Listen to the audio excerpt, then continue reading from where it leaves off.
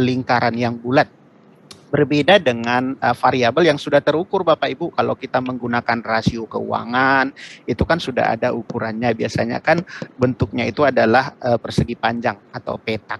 Nah, tapi kalau indikator-indikator yang berbentuk laten Bapak Ibu, ini adalah variabel yang membutuhkan pengukuran. Nah, pengukuran ini Bapak Ibu dikenal dengan indikator atau manifest. Istilah dalam structural equation modeling ini Bapak Ibu dikenal dengan nama manifest, tapi lebih sederhana lagi sering disebut dengan nama indikator. Nah, lalu indikator ini Bapak Ibu memang ya selama ini banyak sekali yang mengenal hanya indikator saja, tidak menggali lebih jauh Bapak Ibu bahwa sebenarnya indikator itu terbagi atas dua ya. Ada yang disebut dengan indikator reflektif, lalu ada yang disebut dengan indikator formatif. Secara prinsip sebenarnya Bapak Ibu prosesnya itu nanti dalam pengolahan datanya atau dalam prakteknya dalam menggunakan software itu sama, tetapi ada yang membedakannya Bapak Ibu ya.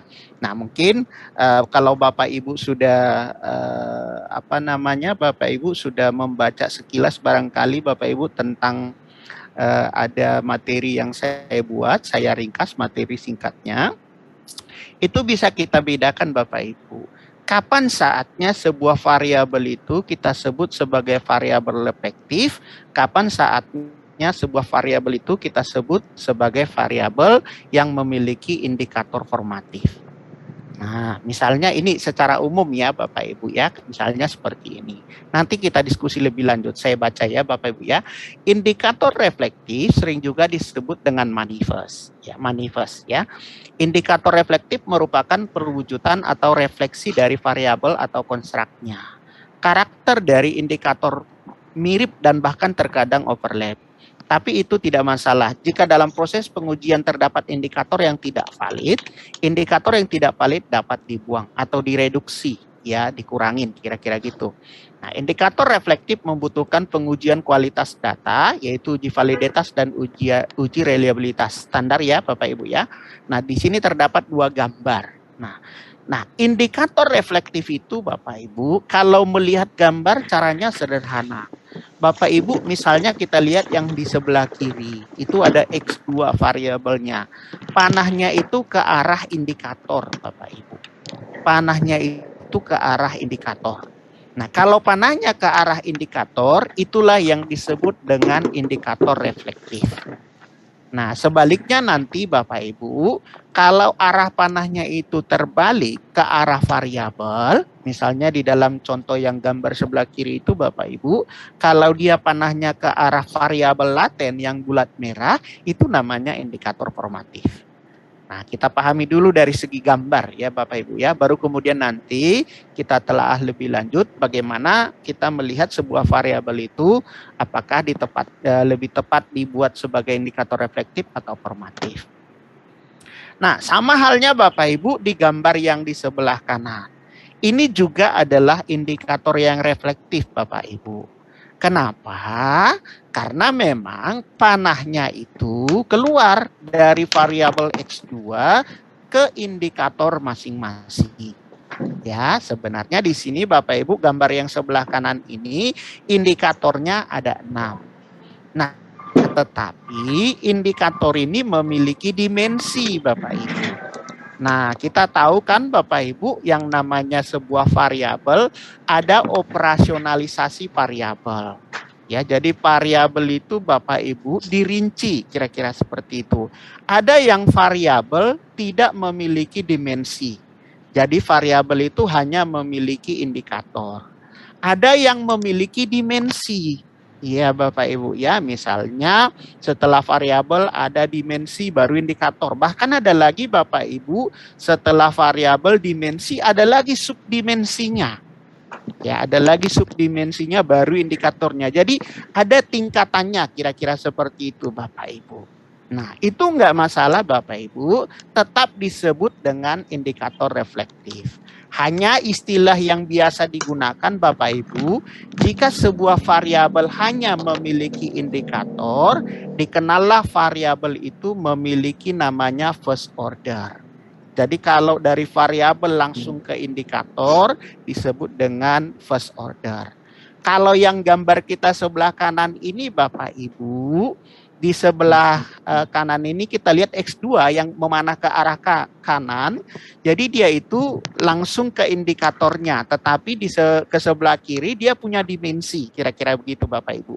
Karena memang Bapak Ibu, dasar pengolahannya nanti kalaupun dia memiliki dimensi dari variabel laten tersebut Bapak Ibu, dalam proses penggambarannya kita juga harus menggambarkan atau harus memasukkan semua indikator tersebut ke dalam variabel latennya.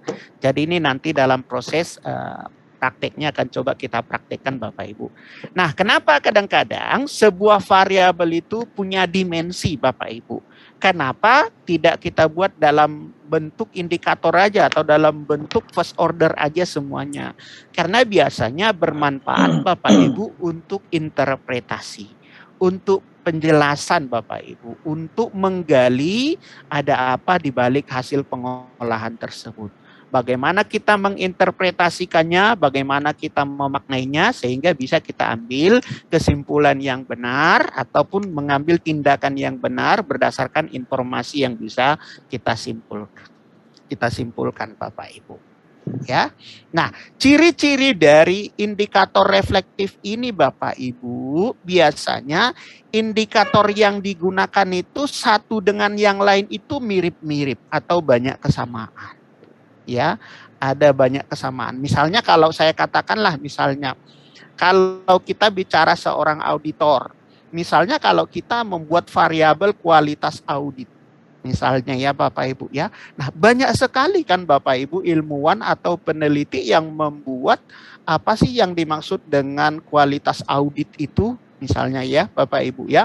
Ada yang mengatakan kualitas audit itu akan bagus kalau dia sudah punya pengalaman dari segi katakanlah kuantitas tahun. Bisa saja ya sudah pengalaman 10 tahun, 20 tahun, 30 tahun. Ada yang mengatakan kualitas audit itu salah satu indikatornya kalau auditornya sudah berpengalaman dalam hal kompleksitas masalah yang dihadapi. Misalnya seperti itu ya. Nah, mungkin dia baru berpengalaman 5 tahun, tetapi berbagai jenis kasus audit sudah dia hadapi. Ya, jadi misalnya tidak hanya dalam satu sektor, dia pernah berpengalaman dalam bidang audit. Tidak hanya di sektor perbankan, dia juga berpengalaman di sektor manufaktur dan lain sebagainya. Misalnya ya Bapak Ibu. Nah, lalu apa lagi? Ada yang mengatakan berdasarkan background-nya, pendidikannya, atau mungkin gelar profesi yang dia terima. Nah, lalu apa lagi? Dan lain sebagainya Bapak Ibu. Indikator-indikator ini banyak disematkan oleh para ahli atau para peneliti atau para pemikir atau termasuk para profesional Bapak Ibu. Ada yang mengatakan ya kualitas auditnya akan berkualitas kalau memang dia secara rutin mengikuti PPL misalnya di dalam profesi kita di akuntan misalnya ya Bapak Ibu ya. Ada banyak yang mengatakan seperti itu. Nah, tapi kecenderungan Bapak Ibu, indikator-indikator yang disematkan itu memiliki kemiripan. Nah, kalau indikator-indikator itu memiliki kemiripan Bapak Ibu, itu nanti cenderung arahnya ke indikator reflektif. Ya Bapak Ibu ya. Namanya juga reflektif ya. Kalau reflektif itu artinya Bapak Ibu, variabel laten itu direfleksikan dengan pengukuran 1, pengukuran 2, pengukuran 3, itu indikator 1, indikator 2, indikator 3 dan seterusnya. Direfleksikan Bapak Ibu, digambarkan, diukurkan dengan pengukuran indikator-indikator yang ada. Tetapi indikator-indikator itu memiliki kemiripan Bapak Ibu. Itu indikator reflektif. Ya. Nah, tapi kalau nanti indikator-indikator yang digunakan itu adalah indikator yang berbeda, kecenderungannya itu formatif Bapak Ibu. Tapi nanti kita bahas mengenai formatif di bawahnya. Ya Bapak Ibu ya. Nah, kemudian Bapak Ibu, sifat dari indikator reflektif ini karena indikatornya memiliki kesamaan, Bapak Ibu, kalau indikatornya memiliki kesamaan, sehingga nanti ketika kita lakukan uji kualitas, baik itu